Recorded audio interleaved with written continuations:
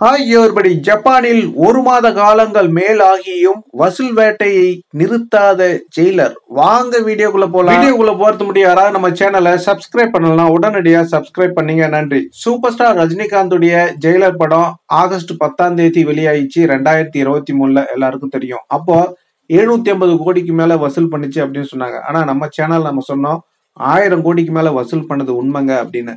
ஆனா யாரும் நம்பல. ஆனா சன் பிக்சர் அதுல வந்த லாபத்துல தலைவருக்கு 2 மடங்கா சம்பளம் கொடுத்தாங்க. அப்ப இப்படி கொடுத்தாங்க. அப்போ 1000 கோடி வசூல் பண்ணிருக்கு. அது மட்டும் இல்ல, எல்லாருக்கும் காரு கொடுத்து டபுள் மடங்கு சேலரியும் கொடுத்தாங்க. முதல்ல நம்ம சூப்பர் ஸ்டார் ரஜினிகாந்த் அவர்களுக்கு மட்டும் இல்லாம டைரக்டருக்கும் மியூசிக் டைரக்டருக்கும் கிஃப்டா காரு கொடுத்தது மட்டும் இல்லாம அவருக்கும் செக் கொடுத்தது நீங்க பார்த்திருப்பீங்க. எது எப்படியோ சூப்பர் ஸ்டார் ரஜினிகாந்த் அவர்கள் எப்போதுமே மேஜிக் நிகழ்த்து கொண்டே இருப்பார்.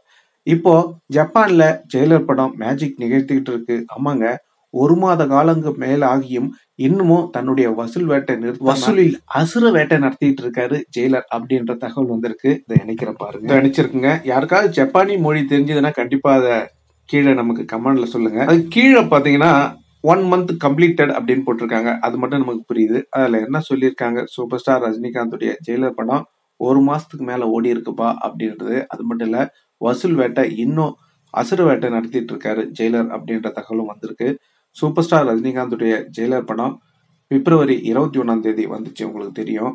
இப்போ மார்ச் ஆல்ரெடி 21 தாண்டி சக்கப்போடு போட்டுக்கிட்டு இருக்காரு.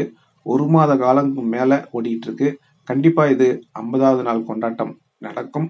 அது தலைவருடைய சொந்தங்கள் தெரிவிக்க விடுவாங்க. அதையும் நான் வீடியோ போடுறேன். ஆனா இந்த படம் பாத்தீங்கன்னா தமிழ்நாட்டுல மட்டும் இல்லாம கேரளாவிலேயே 50 நாளுக்கு மேல ஓடிச்சுப்பா. அந்த மாதிரி. ஏன்னா இந்த காலகட்டத்துல ஒரு 2-3 நாள்லயே பாத்தீங்கன்னா உங்களுக்கு 3 விசிடி வந்துடும். அதுக்கப்புறம் ஒரு வாரங்கள்ல பாத்தீங்கன்னா ஓடிடில போட்டுருவாங்க. ஆனா தியேட்டர்ல 50 நாளுக்கு மேல ஓடுறதுன்றது பெரிய விஷயம். அது இந்தியாவுல பெரிய விஷயம். ஆனா ஜப்பான்ல மிகப்பெரிய விஷயங்க. ஆமாங்க, இது மாரி எந்த நடிகருக்கும் இப்படி ஒரு அற்புதம் அதிசயம் நடந்திருக்காது. தலைவருக்கு மட்டும்தாங்க சாத்தியம்.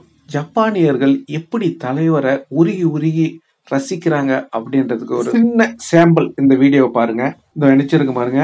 இந்த டான்ஸ் போடுறது யாருன்னு பாத்தீங்கன்னா நம்ம இந்திய நாட்டு பெண், தமிழ்நாட்டு பெண் இல்ல, ஜப்பானிய பெண். அப்படியே தலைவரை போலவே அச்சு அசலா டான்ஸ் ஆடுறாங்க பாருங்க. அதை நீங்க நினைச்சிருக்க நீங்களே பார்க்கலாம்.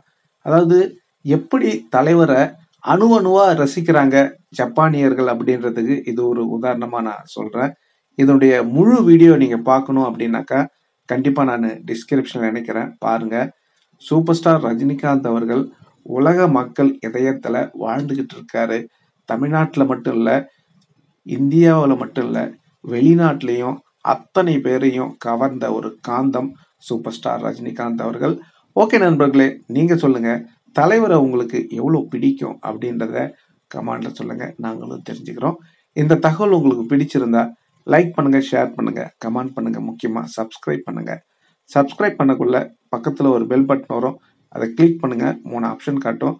ஃபர்ஸ்ட் ஆப்ஷன் ஆல்ன்றதை செலக்ட் பண்ணீங்க. நன்றி, வணக்கம், ஜெய் ஹிந்த்.